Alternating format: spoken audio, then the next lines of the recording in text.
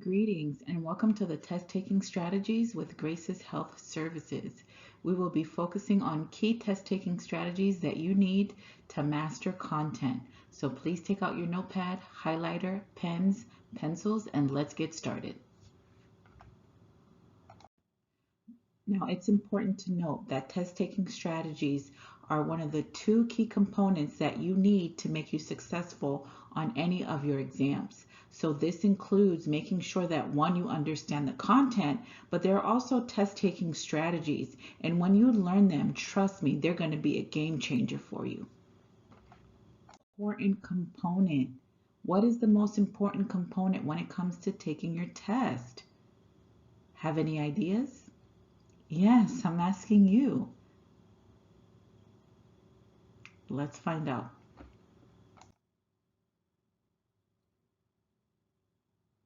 Did you get the bullseye correct?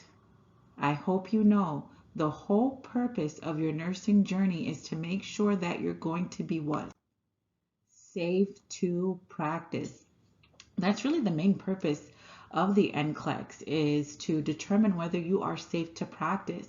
And they want to make sure that you're pretty much not going to kill anyone, that you know the basics, when to hold a medication, when to give a medication, what tests, what procedures. So we're going to go through some key instances and some key test taking things, but that's really the whole goal. They know you're not going to go know everything as a new graduate nurse, but the basic thing is, if I give you this license, are you going to be safe to practice? That's the end all be all goal of the NCLEX. So let's make sure that you get there.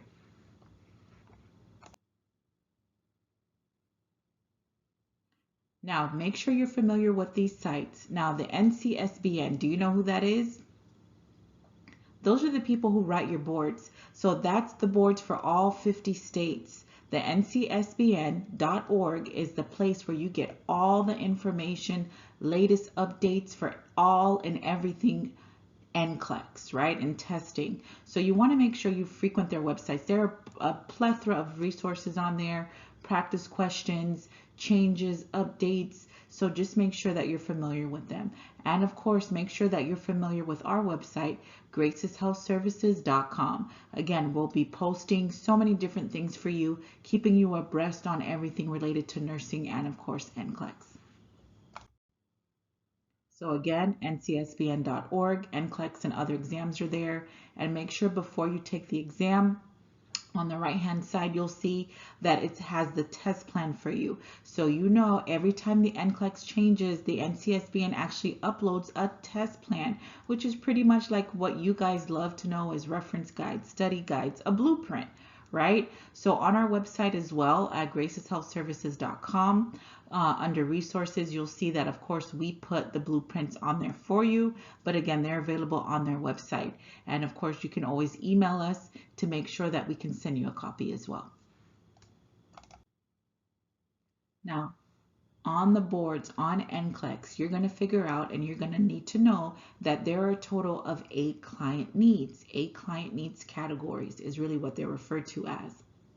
Now, there's safe and effective care management, which has 2 subcategories, which is management of care, aka not the sorority, known as coordinated care. So that's all the legal stuff, delegation, prioritization. Safety and infection control, of course, you guessed it, is all of those things. For example, airborne precautions, droplet precautions, those basic things. Third category, health promotion and maintenance, which is pretty much your OB, newborn, psychosocial integrity, which is pretty much your mental health. In addition to that, you have physiological integrity, which includes basic care and comfort. And just like the name says, how are you going to be at the bedside, making sure that the patients are comfortable and that you can address their basic needs. That infamous pharmacology and parental therapies, of course, is that farm, right? So that includes the things like we love, our morphine, lali, right, with our Dilaudid. So we're going to focus a lot on that too in the review. Reduction of risk potential actually involves a lot of the tests, procedures. Do you know what to do before tests, after tests, holding medications, putting pressure on a site after a biopsy, those things. And of course, physiological adaptation brings out the eighth category that pretty much rounds out a lot of your critical thinking, especially when it comes to med surg, right? And all of those key systems. So again, this is what compromises the NCLEX, and making sure that you're going to be above the passing standard in all 8 and going to be safe to practice. So you want to make sure, this is how NCLEX works. Even if you get above the passing standard in 7 and say you're weak in OB, like health promotion and maintenance, if you get a near passing or below passing and all the 7 are above, they won't give you a license. So it's very important to be familiar with these 8 categories, and making sure that you're familiar with each one is going to make you more successful as you progress.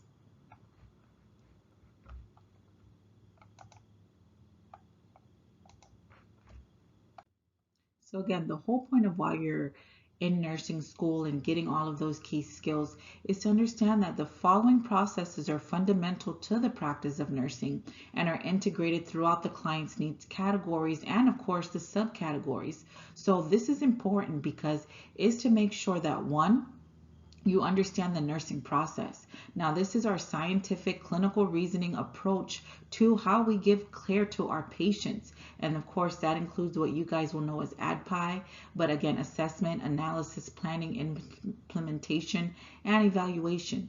They want to make sure, of course, that you're going to be a caring nurse, right? So the interaction of the nurse and client in an atmosphere of mutual respect and trust, that's really the whole point of these nursing exams and the NCLEX, right? So in this collaborative environment, the nurse provides encouragement, hope, support, and compassion to help achieve the desired outcomes of giving optimum patient-centered care. We also want to make sure you know how to communicate and you know how to document, right? I always tell my health assessment students, we document like we go into court, right? Because you want to make sure that 5, 10, 15 years from now, if there's ever, God forbid, an issue where you have to get called into court, that your documentation will help and suffice to really recreate that day in the picture and the surrounding issues when it comes to your patient care. But the verbal and nonverbal interactions between the nurse and the client's significant others, and other members of the healthcare team really help with forming that collaborative, and communication is key to our collaboration. So all the events and activities associated with client care are recorded in written and or electronic records that demonstrate adherence to the standards of practice and accountability in the provision of patient care. And they want to make sure, of course, that you know how to teach, right? That you can make sure that you're going to facilitate the acquisition of knowledge, skills, and abilities by promoting change behavior, right? And our favorite way to do that is teach back. And making sure we know that the cultural and spiritual aspect of nursing is very important. So the interaction of the nurse and the client, their individual, family, or group, significant others, the populations, and making sure that we're building that rapport and fostering those unique and individual preferences to our client care and applying those standards. So all of these things are really integrated into your NCLEX questions and of course your exam questions that you see while you're in nursing school. So make sure a successful TEP preparation is making sure that you start off with a positive attitude, right? A positive attitude will get you anywhere and everywhere. So open your mind and know that you can and you will be successful. You will become a nurse. All of your hard work and dedication is gonna pay off, but it will pay off with a positive attitude, right? So no negative, no stinking thinking around here. We're going to make sure that we have a positive attitude with all that we do, right?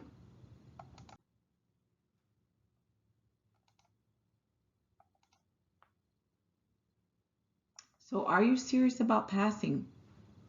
So make sure that you're integrating these things. Repetition and thorough preparation is a process that will reward you and rewards those who are serious about passing. So it's not just a one and done thing. You got to go back and make sure that you're repeating, listening to these videos, making sure you're understanding the labs, looking at them every single day. Repetition is key to train your brain to memorize them, right? If I ask you your phone number, do you know what it is? Right? But it took time. You had to repeat it, and now you say it without a second thought. That's the same thing with nursing. You have to make sure, like just memorizing your lab values, right? You should know your lab values like you know your phone number, like you know your social security during tax time. It's very important. And then succeeding on any exam is within the reach of virtually anyone interested in learning in the material. You must learn the material. There is no way around this. Please make sure you learn the material. So before getting down to questions and doing thousands and thousands of questions, you need to learn the material. That's step one. And then step two is learning how to take the test based on the material that you have learned. Again, step one, learn the material, which we're going to teach you, of course, with all of our content. And step two, learn how to take the test. So ask why something happens as you study. Why? Why? Why am I getting this wrong? Why didn't I know this? What is placenta previa? Why? Ask why, because the more you ask why, the more successful you're going to be. It's going to help you with your critical thinking, which is imperative for the NCLEX, right? Especially with the next generation. It's to show that you can critically think, that you understand the why behind your actions, the why behind your assessment, the why behind your interventions, right? So this is very, very important, right? So again, why? And remember, why are you doing this? Why are you sacrificing? Is it to create a better life for yourself, for your family, change the trajectory? Is it to be more financially secure? Remember your why for asking why. So it's always important to remember that preparation is key, right? So you want to make sure that you have a good study plan, and that includes good time management and a calendar. Whether it's paper or pencil on your phone, you want to make sure that you're carving out your time. So again, writing down if you have to go to work, writing down your schedule if you have children, writing down when you're going to prep your meals, writing things down, looking at the dates, and really being realistic about your life, your routine, because again, you want to make sure that you're having undistracted, dedicated time to your studies, right? And again, if you're having events that you don't necessarily have to go to, again, you might have to say no to some parties, to some weddings, to some baby showers, to happy hour, because again, your focus must be on your end goal, right? And that end goal is to get that license, right? So making sure we get that nursing license and making sure we are safe to practice. So making sure that you're writing down your schedule and making sure that you see studying like you see a shift at work. If I'm studying from 5 a.m. to 8 a.m., that's my carved out time that I'm blocking out solely for studying, right? So again, you wouldn't call off work unless you're sick, there's an emergency, so on and so forth. You have to treat your studying in the same way. Your study sessions, it's all about quality versus quantity, right? I've had students that study for 8, 12, 14 hours sometimes. I said, great, what did you learn? Right? They spaced out, it's just too much, they're doing too much. Rather you get a few good hours of quality studying time that you remember, that made a difference, than you studying for 8 to 12 hours straight, right? So it's important to look at, am I retaining this information? Am I learning it? Not just memorizing, am I learning it? That's really the game changer. And making sure you have the materials that you need. A good computer, a question and answer book. And I always say get like a thick 5-subject notebook, right? And label it med surg, pediatrics, mental health, fundamentals, and OB, right? And so that way, when you're taking notes, when you're going through different things, you kind of know what's going on, what things are giving you problems, right? And that's your special notebook just to make you prepared for your boards. And of course, the minimum number of questions a day, believe it or not, that most students average just based on research do when they prepare for boards is about 200 questions a day. Again, I'm all about quality versus quantity. Rather you study a good 50 questions, but you spent 3 to 4 hours on content. That's what's going to make a difference. You have to learn the material. Once you master the material, you'll learn to master test taking strategies that'll help you master the questions. But remember, the number one thing is you have to learn the material in order to answer these key questions. Memory dump. Now, just to make sure that you're familiar with this strategy. So a lot of times you'll see that when people start taking their test and you're giving that little sheet of paper or the little dry erase board, some people will do what we call memory dumping. Well, they'll write the mnemonics down for the cranial nerves, or they'll write the mnemonics down for airborne droplet contact precautions. So the biggest thing is you can memory dump. Just remember, go by whatever your instructor is saying. And or for boards, it's very, very important to know that you cannot memory dump until you get to question number 1. If you start writing things on your board when the tutorial is going or explaining how you're doing questions, you can actually forfeit the exam. So you can't start memory dumping, meaning writing key things, mnemonics, so on and so forth, until you get to question number 1. So always make sure you're familiar with the rules and policies of the test you're taking, especially NCLEX. So one thing you want to remember whenever you're answering questions and you're going through this process is to remember that the world of questions when it comes to anything in nursing, whether you're doing ATI, NCLEX, HESI, right, is that it's a glass house, and it's a glass house theory in a perfect medical world, meaning that these answers to your questions, you want to answer them as if the situation were ideal and you had all the resources and time you needed. The only client you need to be concerned about is the one in the question. Right here, right now, what's happening? It's a glass house, meaning it's perfect. I have everything that I need. The doctor always answers. I'm never short on supplies. You never take anything that you have seen in clinical practice, your experience. This, remember, is a theoretical test, a theory-based exam based on a perfect medical world. So when you treat it that way and you know, it'll make sure that you're ready, right, to answer these key questions. So you want to make sure that you're familiar with the components of a question, right? So the components of a question, for example, a multiple choice question, right? There's the case scenario, which describes what's happening to you. There's the stem, and then there's the 4 answer choices. So you want to make sure that you understand that the case scenario is a description of the patient and what is happening. Okay, the stem is the part of the question that asks the question, right? So remember, answer the question, answer the stem, answer the stem, answer the question, answer the stem. And the distractors are incorrect but feasible answer choices. So they might be things that you see, okay, or put a question mark by, but again, they're distractors. They're incorrect, but oftentimes they can be feasible choices, right?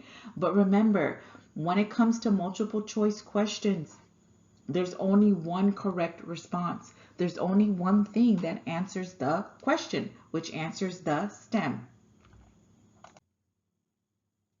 So remember, let's look at the sample parts of a question. So a patient who is visibly upset says to the nurse, I want to talk with the head nurse. No, get me the supervisor and the director of nursing and the owner of the hospital. I am mad. The stem. The best initial response for the nurse to make is A, whom do you wish to see first?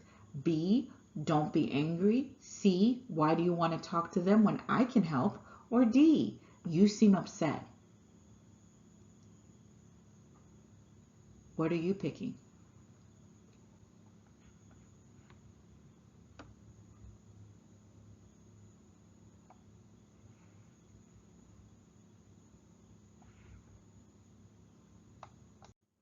So let's see how you did. D is the right answer. You seem upset. So let's go through and look at the rationale for our question. So A wasn't the right answer choice because it does not promote communication and does not allow exploration and understanding of the issue.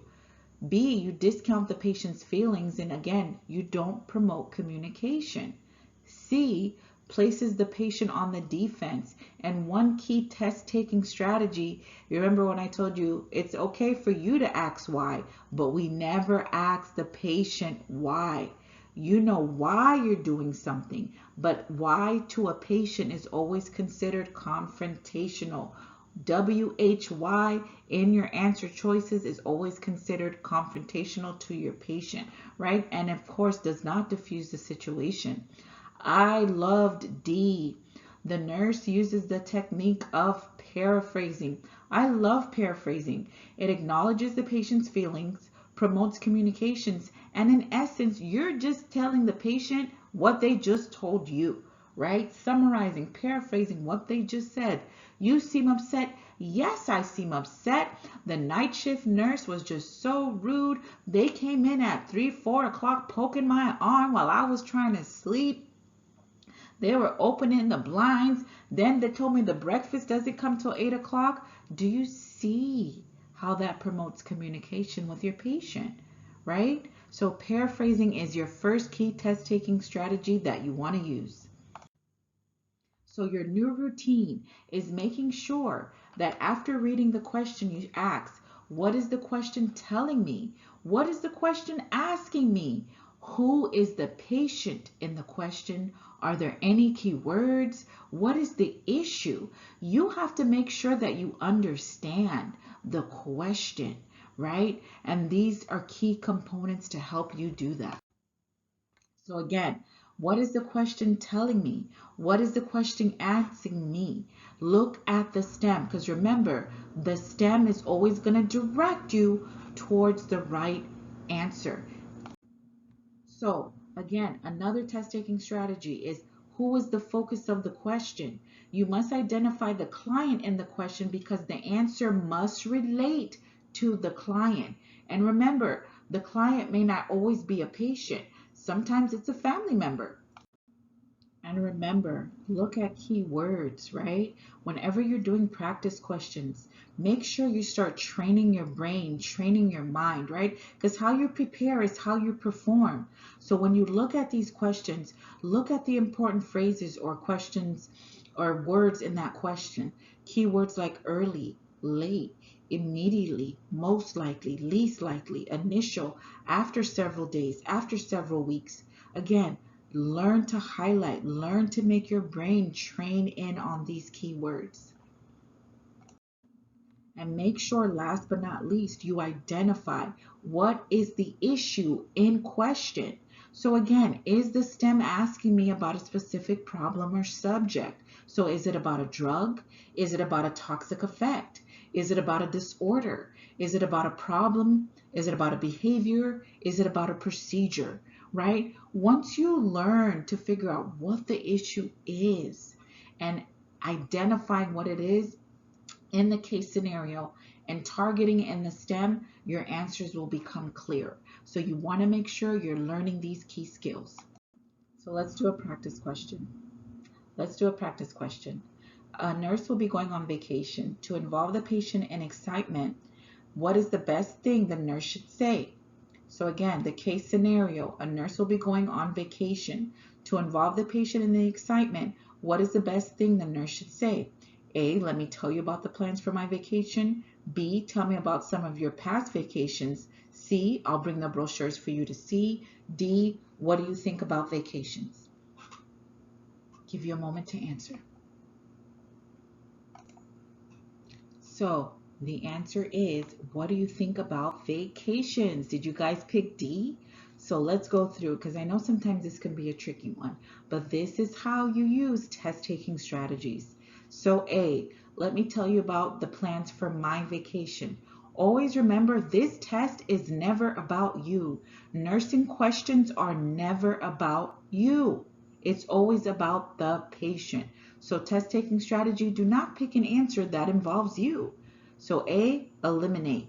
B, tell me about some of your past vacations. So a cardinal rule that we make is we never assume anything. Did the case scenario tell us that the patient's been on vacation? How do we know they've been on vacation? Tell me about some of your past vacations. I never been on vacation. So we never make assumptions, right? C, I'll bring the brochures for you to see. Remember, the test questions are here and now. What is happening right here, right now in this question? So we don't time travel on NCLEX, right? So I cannot go get the brochures, go on vacation, drink my virgin strawberry daiquiri, and teleport back and thinking that the patient's going to be in the bed, same place, same time, right? No, that's not how these questions work. Right here, right now, what am I picking to answer this question? So C, we have to eliminate. D, what do you think about vacations? It's always about who? Your patient, your client. What do you think about vacations? I hate vacations. Next subject. It's that simple. It's always about what they think. So whenever you're trying to build rapport with a patient, you're trying to get to know them. What do they think about X subject? What do they think about politics? What do they think about sports? It's always about them and what they might want to talk about, right? So that's a good question. Hopefully you're doing well in understanding these test-taking strategies. So make sure that you understand. So again, after reading the question, cover up the answer choices. Read each answer individually. Write out beside why that question. Why am I picking this? What is the rationale? Mark out the ones that you know for sure are incorrect.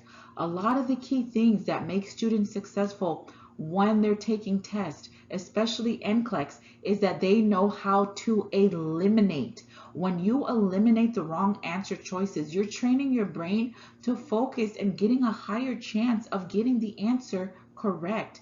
And question mark the maybes, right? So if I can eliminate 2 out of 4, hey, I'm in the game. That means I have a 50-50 chance. I can focus on the 2, use my content, use my rationale to direct me towards the right answer. So pitfalls. You want to make sure you avoid, never read into the question asking, well, what if, or, I saw. Everything that you need to answer the question is there. Everything is in the case scenario. The STEM is asking you to answer based on what they gave you. Make sure you don't fall into the pitfalls and have your mind go on a nursing cloud taking you to a journey away from the wrong answer, right? So you want to make sure that you stay close to the right choice. Never read into the question. So again, let's do a question based on reality.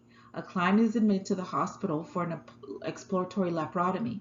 The client's daughter says to the nurse, I wish I could stay with my father, but I need to go home to see how my children are doing. I really hate to leave my father alone at this time. The best nursing response is. So make sure that you can understand the case scenario. Read it. And what is my key question here? What is the question asking me? The best nursing response is. This is my STEM that I want to answer based on the case scenario. Right? So let's look at our answer choices. Your father needs opportunities to be independent. This will help him become self-sufficient. Your father is capable of taking care of himself. Try allowing him more independence. 3, stress is not good for your father at this time. Perhaps you can call your children. Or 4, you are feeling concerned for both your father and your children. Let me know when you're leaving and I'll stay with him. So use the key test taking strategies that I just taught you. Eliminate, eliminate, eliminate, and mark out the ones that you think might be correct.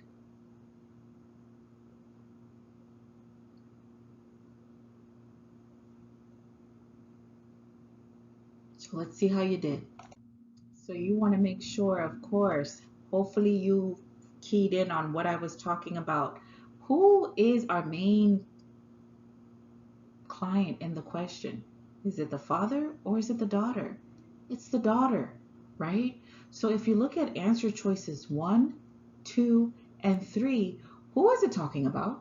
The father. Remember, the case scenario was not asking you about the father's concern, it was describing to you the daughter. And the STEM was asking you the best nursing response to address the daughter's concerns. The only one that talks about the daughter is 4. I have to eliminate 1, 2, and 3. That automatically leaves me with 4.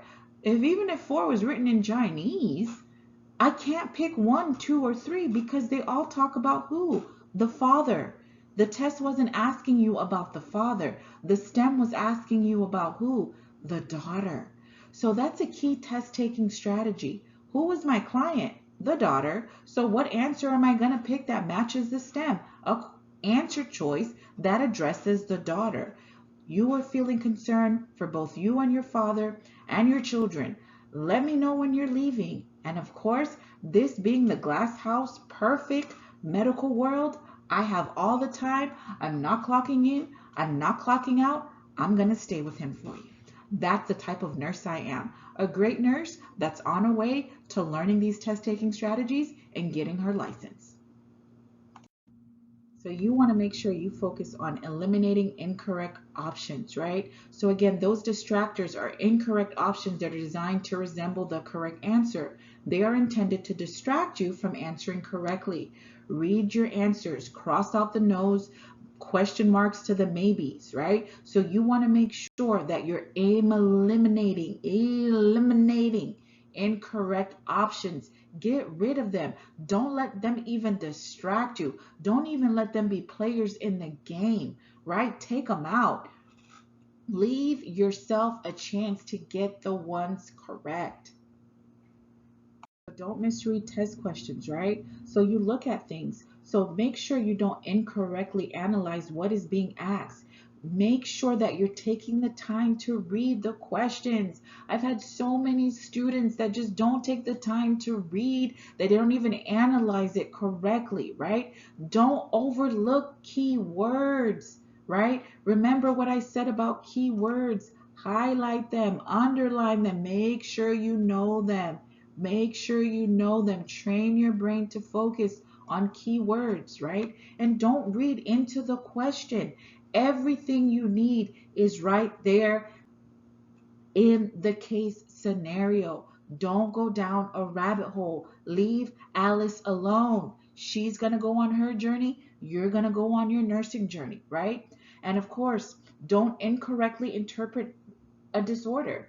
Diabetes insipidus and diabetes mellitus are 2 different things. So again, make sure you avoid these pitfalls, right? And these are some key tips for you. So again, avoid reading into the question. And you do this by restating in the question, the STEM, in your own words. Make sure you eliminate option choices that have new information. If the STEM case scenario didn't tell you, don't pick it. Eliminate options that require you to make assumptions. We never make assumptions in medicine. If it didn't tell you, it's not telling you. We're not assuming it's happening, right? So those are some key test taking strategies that are helpful.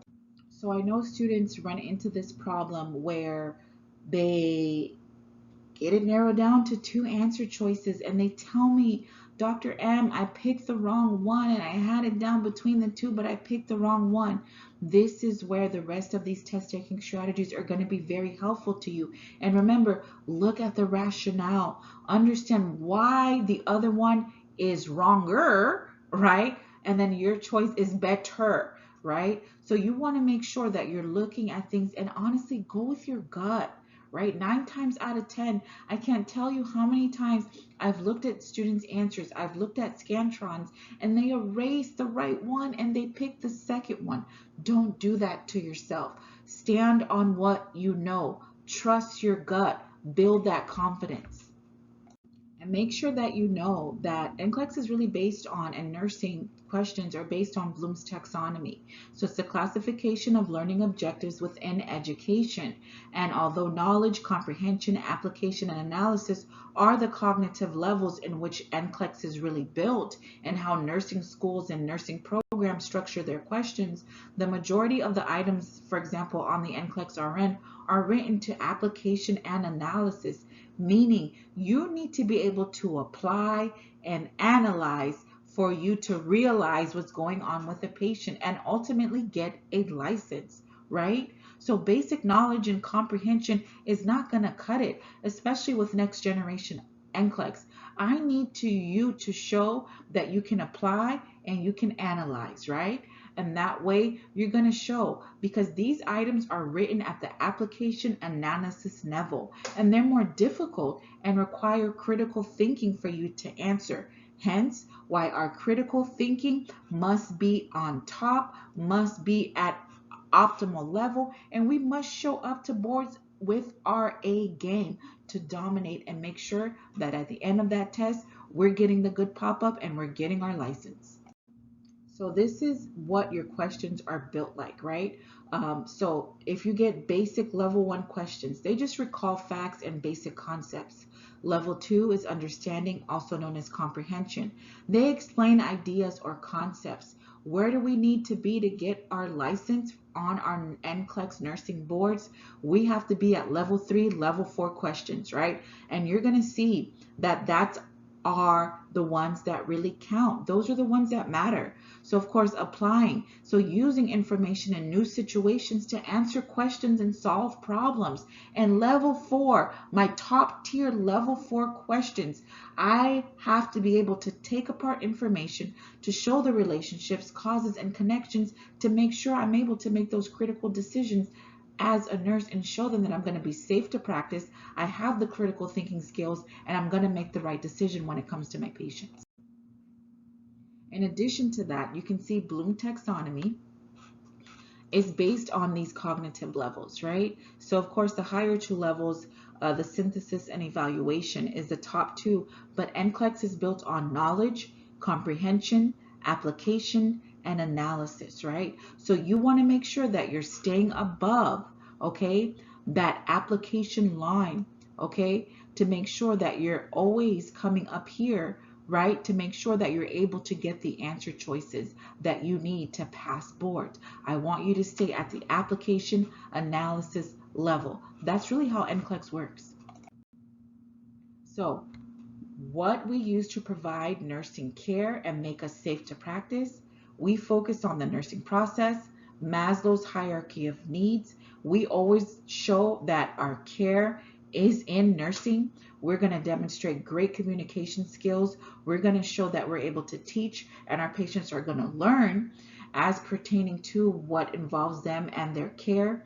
We're going to show that we're culturally and spiritually competent, and these are embedded in how these questions are put together.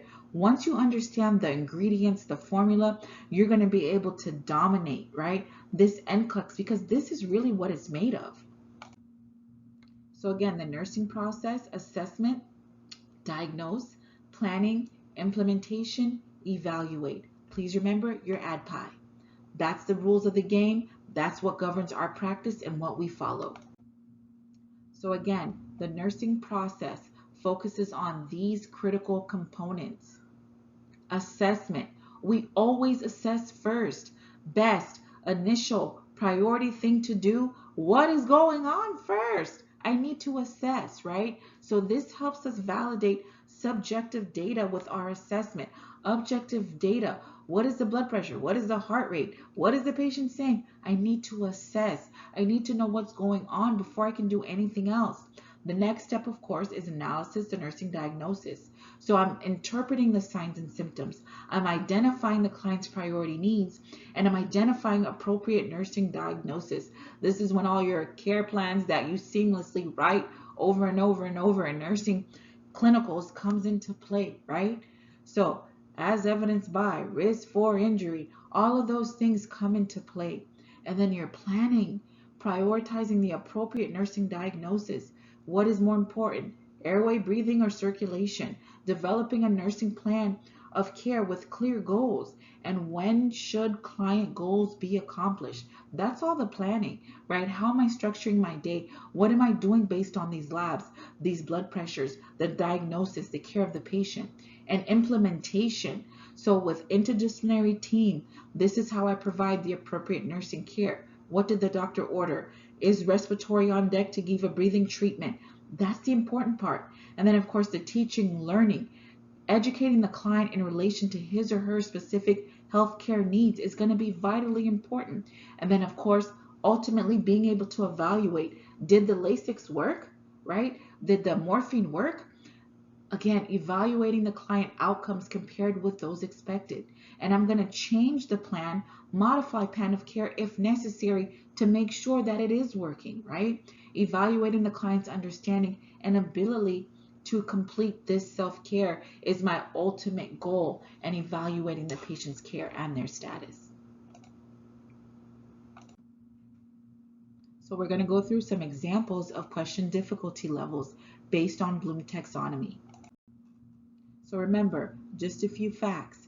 Nursing exams are difficult because the question asks you to make judgments and apply information, not just recall facts, right?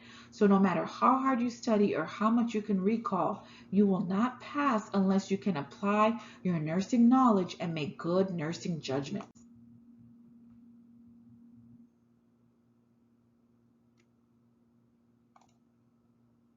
So making sure, one of the key things that you want to make sure, especially when you're studying different disease systems, right, and different disease processes, is making sure you understand the objective of what we're looking at, right? So let's just take, for example, pancreatitis, right? A disease such as pancreatitis. What is it, right? So a key thing whenever you see itis, right? I-T-I-S, what is that? That's an infection, right? And it's an inflammation of the pancreas. Well, what causes it, right? Whenever you're thinking about a disease process, what makes it manifest in the body, right? So it's caused by chronic heavy alcohol consumption, smoking, infections such as gallstones that are blocking the pancreatic duct outlet, tumors, medications, trauma, genetic abnormalities. Because you have to think to yourself, why does not everybody get pancreatitis? Because there are risk factors. Some things predispose people to getting certain disease processes. So again, very important to know what causes it. So what does a patient look like with pancreatitis? What are the signs and symptoms? Swollen and tender abdomen, nausea, vomiting, fever, rapid pulse, upper abdominal pain, back pain, oily stools. Patients don't just come to the ER and say, oh my goodness, I know I got pancreatitis. I can just feel it right there in my pancreas. Can you see it, nurse? No, they complain of what? Signs and symptoms. Oh, it hurts. I feel nauseous. They vomit. You take their temperature. It's 101.2. These are the symptoms that we look for. So again, what is it? What causes it? What are the symptoms? Now, based on those things, how do I diagnose it, right? In order for a disease to be diagnosed, we need different things such as diagnostic tests, right? So we look at different things, right? So for pancreatitis, they're going to do different blood tests, right? Lipase, abdominal ultrasound, CT, ERCP, all of those are important things that we need to look at. And of course, after you get the diagnostic test, you want to make sure, okay, the diagnostic test revealed that it is pancreatitis, right? So how do we treat it? So for acute pancreatitis, it is going to require hospitalization for a few days. They're going to need IV replacement fluids because they're dehydrated, antibiotics, because remember ITIS means that there's an infection, and of course medication for pain relief, right? So when you start understanding how to look at diseases and the flow, it's going to make a lot of sense. So in addition to the treatment, we also look at different things too, because again, A lot of things are related to our diet, right? So if we look at some of the risk factors, right, what causes pancreatitis, we need to make some changes in the patient's diet, right? So they need foods that are rich in carotenoids. And I know as soon as you hear carotenoids, you think of carrots, but that also includes boiled green bananas, papayas, carrots, spinach, dark green leafy vegetables, mango, pink grapefruit, sweet potato, tomatoes, vitamin E, cucumber, and they need stuff that has B12, magnesium, like nuts, beans, liver. All of those are important in their diet, right? So that along is going to go again, like I said, with teaching, right? So to prevent pancreatitis, you want to look at what puts them at risk, and of course tell them to do the opposite, right? So avoid alcohol, avoid tobacco, less sugar, candies, cookies, cakes, pastries, oily foods, right? Eat green leafy, raw, and unprocessed foods high in omega-3 fatty acids like our fish, our salmons, nuts, beans, and fruits, right? And always remember, again, a big part of your studying is anatomy and physiology, right? What is the purpose of the pancreas? So pancreatic disorders usually are illnesses due to disturbance of pancreatic function, right? Now the function of the pancreas helps in food digestion, metabolism, absorption, digestion, secretion of digestive enzymes into the GI tract, synthesis and secretion of insulin and glucagon that helps regulate the body's blood glucose and the body's blood sugar. So it's really important to understand those key things. So once you have a disease process, especially if it involves an organ, where is that organ? What does that organ do? What is the disease? What causes it? What are the signs and symptoms? What are the diagnostic tests? What are the treatment measures for that patient? Is there anything I have to know special about that particular disease process as far as diet, education, prevention, right? So those are really going to help guide you when you're looking at the diseases as we progress. So of course, the big part, just to remember, key, you're always going to get these questions. Race and pass, right? So healthcare, fire safety. So it's essential steps to discover if you have a fire. So of course, race is rescue the patient. Patient always comes first, right? Then you do the alarm, right? And then you contain by closing the door, and then you extinguish. Make sure you know how to use a fire extinguisher. The directions are actually on them just to make sure you remember, but we remember the acronym PASS, right? So we pull the pin, we aim at the fire, we squeeze the lever, and we sweep back and forth. Race and pass. So remember, a text question is doing a couple things, right? So testing to see what you know, level 1 and level 2, and 2, testing to see how you use what you know. Those are level 3s and 4s. And where do we want to stay? Level 3s and 4s. So remember, a test is either doing one of two things: testing to see what you know, level 1 and level 2, testing to see that you know how to use what you know, level 3, level 4. So this is an example of cognitive level. So this is an example of a level 1 question, right? So it's the lowest cognitive level is knowledge, right? Which simply asks you to recall information that you've memorized. So let's look at this key question. So let's look at the case scenario. The nurse is evaluating client lab results. Which lab result is of concern to the nurse? Select all that apply. Now I know you guys get hesitant and here we go with those satas, right? Sometimes I had a student one time that put an N on it and say the satas are actually Satan. People just don't know. But again, you're going to have to learn to love the select all that applies, because again, they make up such a huge portion of your test in nursing school, and of course on the NCLEX, right?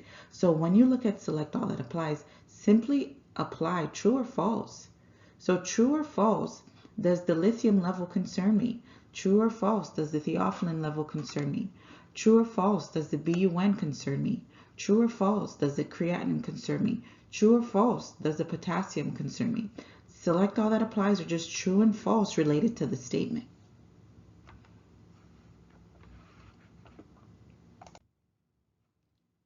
So how did you do?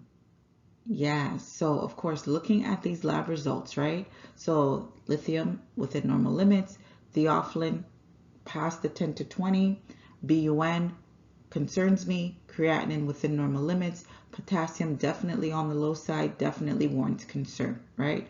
So those are things you want to make sure that you're able to apply. Test taking strategy for select all that apply, simply true or false. Now, if you did not get that question correct, please stop. Because what are you going to need to do?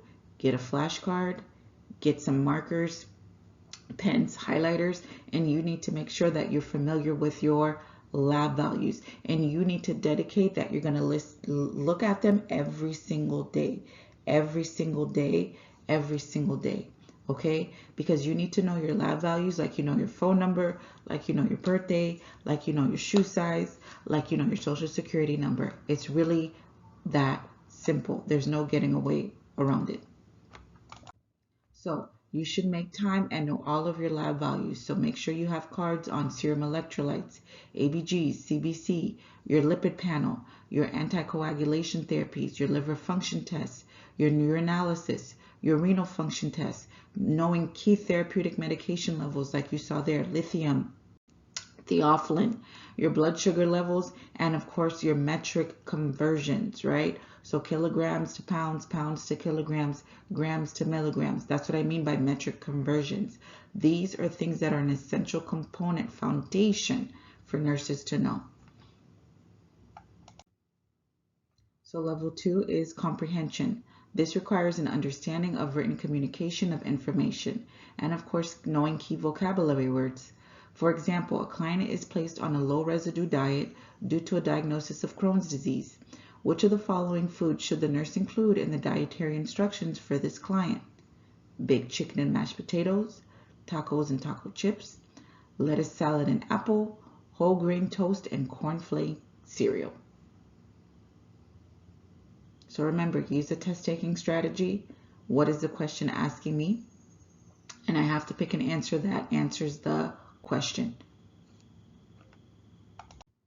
So it's very important to know, of course, good job if you pick that chicken, right? It's one of those common things that we really like. But looking at the question itself, it requires you to know that a low residue diet is a diet designed to reduce the frequency and volume of stools while prolonging intestinal transit time. It is similar to a low fiber diet.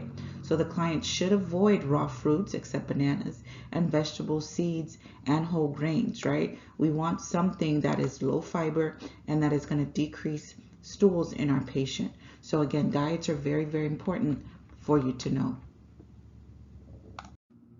So again, the difference between knowledge and comprehension questions. Knowledge, of course, are questions that you must know the facts to answer them. Straightforward. To answer comprehension questions, you must understand the significance of those facts. And we want to make sure that you understand. So knowledge and comprehension are key components to make sure that you get to the level 3 questions that really allow you to apply what you know. So these are the questions that you want to make sure that you get right. So application questions require the learner to show, solve, modify, change, use, or manipulate information in a real situation or presented scenario. So to answer these types of questions, you must apply the concepts you learned previously to concrete situations, and you have to link the information together. So of course, let's look at this example again, but look at the question. A client is diagnosed with Crohn's disease. Which of the following foods should the nurse include in the dietary instructions for this client? Baked chicken, mashed potatoes, tacos and taco chips, lettuce, salad, and apple, whole grain toast, and cornflakes.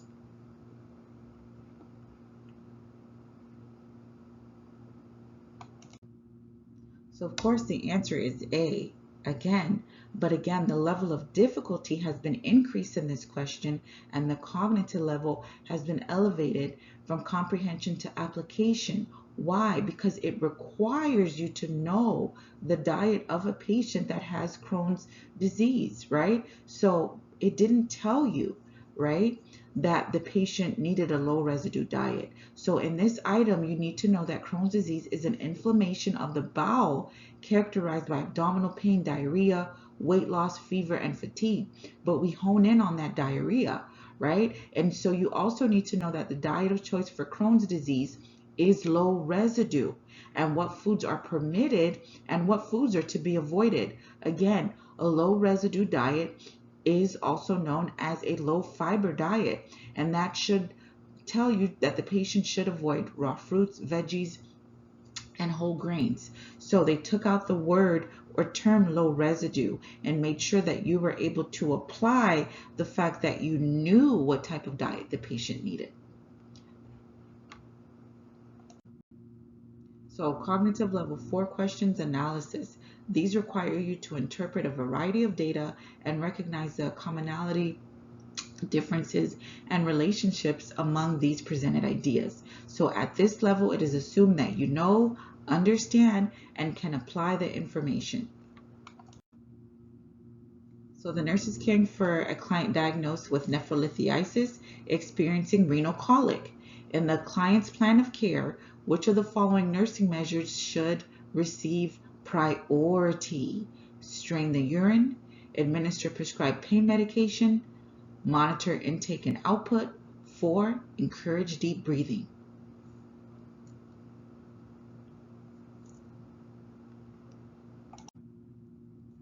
The answer is B. So this requires you to first understand, one, what nephrolithiasis is, and it's AKA kidney stones, right? And the relationship to renal colic, which is severe and colically pain in the flank area where my kidneys are, right? So flank pain refers to pain or discomfort in the upper abdomen or back. Renal colic occurs from the nerves being stimulated during the passage of a kidney stone or clot. So you must be able to prioritize that in the client's care. And remember, with kidney stones, the patients are in so much pain. If you want to see, I remember when I was working in the ER, a 6'3", 250-pound man cry, let him come through the ER with a kidney stone. It's really painful. So you want to make sure that you address that as well.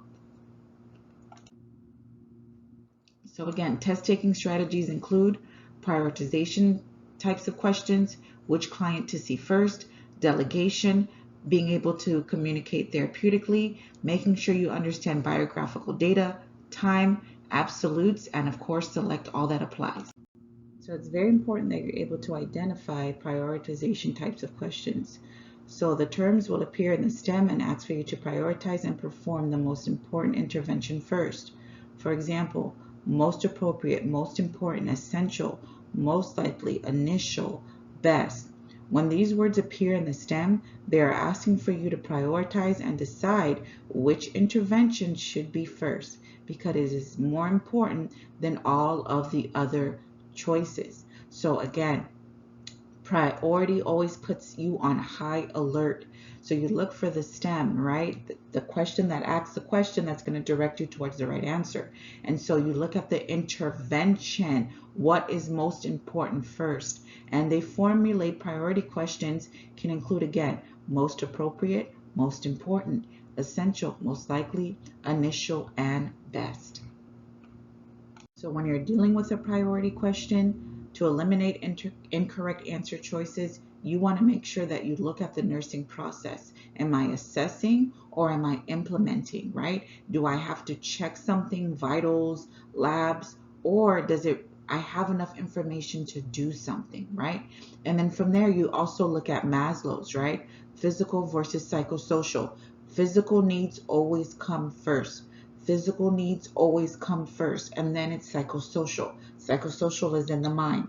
So airway, breathing, circulation. Airway, breathing, circulation. Airway, breathing, circulation. So again, we looked at the nursing process. So again, don't forget the assessment, the nursing diagnosis, planning, implementation, and evaluation. So an example of a priority question. A laboring client's membrane spontaneously rupture. The first action of the nurse should be to do which of the following? Assess the fetal heart rate, encourage the woman to ambulate, document the color, odor, and amount of amniotic fluid, prepare for imminent delivery of the newborn.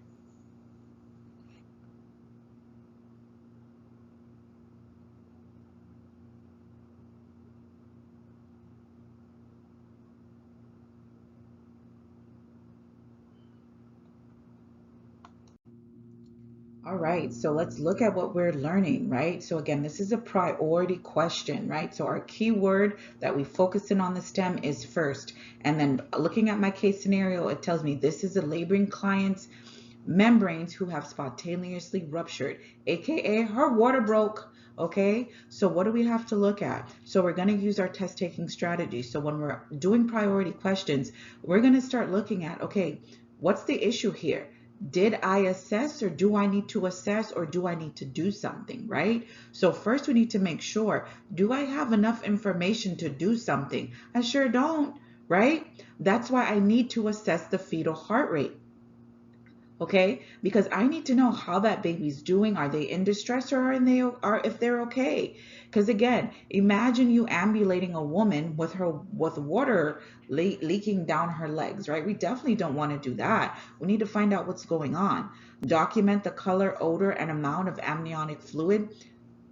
No, I don't know that yet because I haven't assessed, right? And usually that's a do nothing answer. What did I do, right? Documenting is usually the last thing that we do after we've made sure that we've assessed, we've intervened, we make sure that the patient is stable, okay? Prepare for imminent delivery of the newborn. I can't do that yet because I don't even know what's happening with the baby yet. What if the heart rate is within normal limits? What if the fetal heart rate is 130, right? So again, it just means that her water broke, but I need to assess. I need to see what's going on first. I cannot do any of the other ones without assessing first, right? So again, we're going to make sure that we assess before we do any type of implementation. So the nurse cares for a client several hours after a thyroidectomy. The nurse observes that the client is diaphoretic and confused. Vital signs are a temperature of 102, BP 160 over 90, apical pulse 118, respirations 22. An IV of sodium chloride, normal saline, is running at 100 mLs per hour. Which order will the nurse implement first? Is it change IV fluids to D5W, propranolol 1 milligram IV, aspirin 650 milligrams PO per the PRN orders, or morphine sulfate 4 milligrams IV?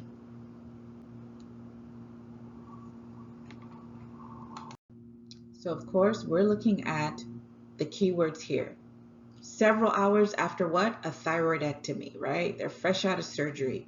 And that you observe that the client is what? Diaphoretic and confused, right? And the vital signs, temp 102, BP 160 over 90, apical pulse 118, respirations 22, right? Those are not vital signs I definitely want to see, especially for a post-op patient. So the patient is getting normal saline, right, at 100 mLs per hour, but what order? So I have all of these orders from the doctor. Which one am I going to do first? Okay, I have to focus on those vital signs for that patient. So this is pretty much telling me what? The key word there was thyroidectomy, right? So they had their thyroid removed. Whenever I have a patient that's having surgery in that particular area to their parathyroid, but particularly the thyroid gland itself, I'm worried about that thyroid storm. That's exactly what this patient is exhibiting, right? So that propranolol, that LOL, right? Those are our beta blockers, those LOLs, right? Will decrease blood pressure and heart rate. D5W is used to replace the liver glycagon stores that have been decreased in a hyperthyroid event. But my priority here is my blood pressure and my heart rate. I need to get that stabilized, right?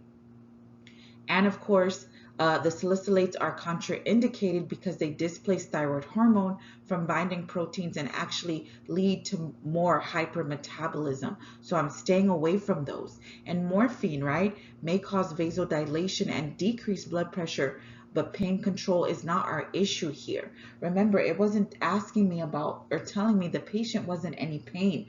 My priority, of course, are those vital signs and what the patient is exhibiting. Diaphoretic, confused, elevated rate, elevated temperature, elevated heart rate, respirations, blood pressure, right? So all of those things with the altering mental status, you know, with the opiates, I'm definitely going to stay away from that. So I really want to make sure I hone in, I get those numbers stable with that blood pressure and that heart rate. So a client is placed in balanced skeletal traction for a compound fracture of the right femur. Which finding will the nurse investigate first? So the client reports intermittent leg spasms of the right gastrocnemius and vastus lateralis muscles. The client reports aching pain around the pin sites that increases with movement. When the leg is raised to adjust traction, the client's right foot toes are pale and cool, or a bladder scan indicates the client has bladder distension. So again, looking at our test taking strategies, what are we going to do first?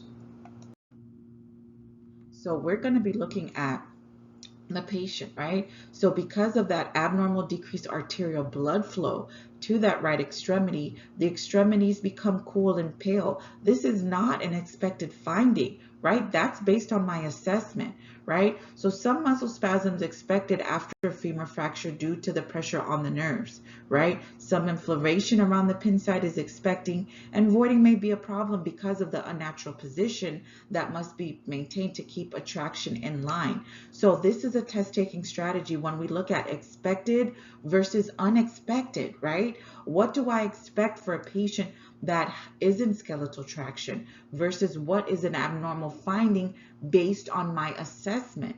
Okay, so based on my assessment, I have to know what's normal, what's not normal, right? So of course, those toes, those feet turning blue is not something that I want to see. That means there's decreased perfusion, decreased oxygenation, right? So I really want to make sure that that's what I'm going to focus in on first, because I want to make sure that I'm addressing that as soon as possible. So here, of course, we're looking at Maslow's hierarchy of needs, right? So the biggest thing to remember what I said, physiological needs, physical needs come first. So this is one particular slide, and you're going to see another one. So this is one I like to focus on because I like the pretty pictures, right? So physical needs come first, right? Water, oxygenation, food, sleeping, defecation, right? If we don't do these things, we will not be here. The patient will die. We will die, right? So physical needs come first. Water, oxygenation, food, sleeping, defecation, right? Physical needs first. Once those are secure and maintained, then we can focus on the security and safety, the clothes, the food, the money, right? And feeling safe away from danger, right? So that's really what NCLEX focuses on, right? Maslow's hierarchy of needs. Priority is always based on basic human needs first, right? So that's where our prioritization will come from.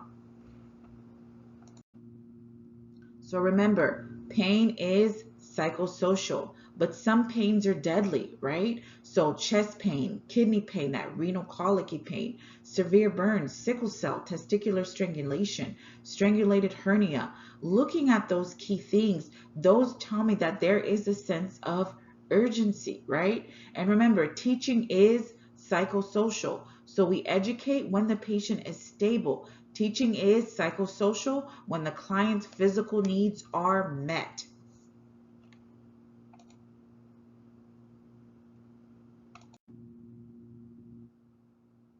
So again, these are usually a mixture of stable versus unstable clients. The who do you see first types of questions, right? So we're going to eliminate all stable clients, use our airway breathing circulation, prioritize the client with airway concerns first, and then we look at actual versus potential concerns. We eliminate potential concerns. We always deal with the here and now, what is actually happening right now with my patient. So again, biographical data. Everything that you're going to need to answer the question is in the question. It's in the case scenario, right? So we look at different things. If it tells us something such as an age, it's for a reason. Gender, it's for a reason. A race, it's for a reason. Occupation, it's for a reason. Again, they are not used unless they are necessary to answering the items in the question. The STEM, of course, is going to attribute you and point you to the right direction, but all of the biographical data are always stated for reasons. So some conditions occur more frequently in men or women.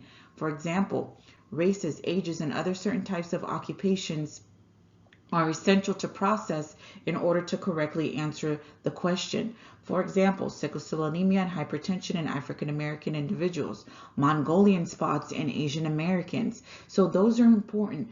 Everything you need is going to be there. So pay close attention to biographical data. It's there to help you answer the STEM. Time. So whenever time is mentioned, it is important. Early versus late, pre-op versus post-op, surgical day, acute versus chronic, newly versus several days. The time changes your thinking and thus your intervention. What type of nurse do you think NCLEX wants? A nurse that finds things early or a nurse that finds things late, right? So you have to pay attention to key words, right? Especially when it comes in relation to time. So again, when we compare time, we look at different things. Pre-op versus pre-op. Is it 1 day, 2 days, 3 days? Newly versus after several days. It just came about, right? Or after several days, it means that, okay, they've had it for a while, right? Acute means it just happened versus something they've had chronically, meaning long term. Early, right? Versus late. Immediately versus routine. Initial versus after. Again, time changes your thinking and thus your interventions. So let's look at this. A client is 8 hours post-op after a transurethral resection of the prostate gland, that TURP. Which nursing assessment would be an early indication of a post-op complication? Pain in the operative site, pulse rate of 88, output of bloody urine, an oral temperature of 101.8.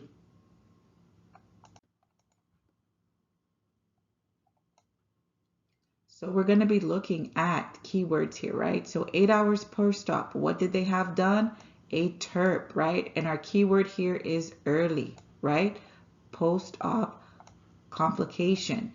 So based on my assessment, I'm going to look at key things. Pain in the operative site. Again, I'm assessing, is that expected or unexpected? It's expected after you have some surgery. They went in and they cut you. Yeah, it's going to hurt a little bit. Looking at the pulse rate. That's within normal limits, 60 to 100. 88 is perfectly fine. Output of bloody urine. Now, again, this requires you to understand what TURP is, right? It's a client that has BPH. So, of course, that output of bloody urine is an expected finding. But this temperature right here is not, right? So that oral temperature is something I really want to pay attention to, especially 8 hours post-op. So it's an early sign of what? You got it, infection. So we're also going to be looking at least restrictive to most restrictive, right? So we start with the least restrictive and move toward the most restrictive, right? So medications, restraints, PEG tubes, right? Those are usually our last ditch efforts, right? So we always try to do something first whenever possible. Elevate the head of the bed. Doing nursing interventions such as those things are more important for us. So I'm also going to make sure, again, this is a great test taking strategy, great tip for you to know about absolutes. We never, quote unquote, use absolutes. So when you see these in your answer choices, always, all, never, only, every, forever, they're wrong. There are no absolutes in medicines. We like wiggle room. We like question because we're not sure. So we love things that leave room for doubt, that leave room for error, that leave rooms for things for us to might possibly change. So we say, usually the doctor comes at 9 o'clock. So if the patient calls you at 9:01 and the doctor's not there, I remember I said usually, frequently, often, seldom. We focus on those things. We never focus on absolutes. So an example, a nurse is providing dietary instructions to a client about a low-fat diet. The nurse tells the client to never use butter for cooking, read the labels on food items to determine the fat content, eat only foods that have less than 1% fat content, drink fluids if they have fat-free, if they are fat-free. So just using that basic test-taking strategy, you're going to see right there, again, look at the absolutes. Look at the absolutes. Look at the absolutes. By process of elimination, 1, 3, and 4 are wrong. My right answer is 2. It's that simple. Okay? Once you learn some key test taking strategies, you eliminate, again, the wrong answer to increase your chances of getting the right one correct. Good job. So we're also going to look at some key things here, right? So abnormal findings are things that really worry me as a nurse, and you're going to pay attention to keywords. So when you see the words excessive, perfuse, intervene, most concerning, needs further teaching, follow up, abnormal, you want to look for something, of course, that's telling me something is what? Wrong, right? And then, of course, I'm looking at the expected things, right? So I'm looking at keywords: moderate, scant, effective, stable, reinforce, teaching, the nurse knows. So remember to answer the multiple response questions, aka select all that apply, those SATAs, right? These are the ones just like true and false. Again, unfortunately, there's no shortcut to preparing for the SATA questions. You're required to have enough content, right? So they usually reflect quantity and quality precision of your knowledge. That's really what the SBN says, right? So again, the purpose of SATA questions is to test and obtain a comprehensive evaluation of how well informed you are of that subject, true or false. So again, follow these steps. So just like every other question, you need to find the stem. What is the question asking you? You need to answer that question. Come up with answers even before looking at them. Treat each answer like a true or false question. Yes or no, applies or doesn't apply. Go down the list of doing that for each answer when you're doing the SATAs. And when you see similar answers, they're usually included. For example, the nurse is caring for a 6-month-old child with an inguinal hernia. Which of the following would indicate to the nurse that the infant's hernia has strangulated? Reddened scrotum, bradycardia, inconsolable crying, abdominal distension, pain, or lethargy? The answers are 1, 3, and 5. These are all indications of a strangulated hernia in a 6-month-old. Reddened scrotum, crying that is inconsolable, and pain. Is just true and false. True, true, true, true.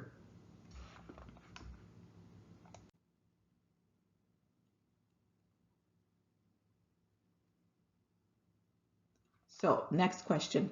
The nurse performs nutritional counseling for a client on lacto-vegetarian diet. The nurse determines that teaching is successful if the client makes which menu selections. So select all that apply, true or false. Which is the lacto-vegetarian diet? Oatmeal, banana, toast, and milk. Cheeseburger, french fries, fruit, salad, and tea. Stir-fried tofu with veggies, cottage cheese, and apple juice. Scrambled eggs, strawberries, and yogurt. Peanut butter on whole wheat toast, carrot and celery sticks, and lemonade. Lentil chili tossed with salad and vinegar and oil and dressing and fruit ice.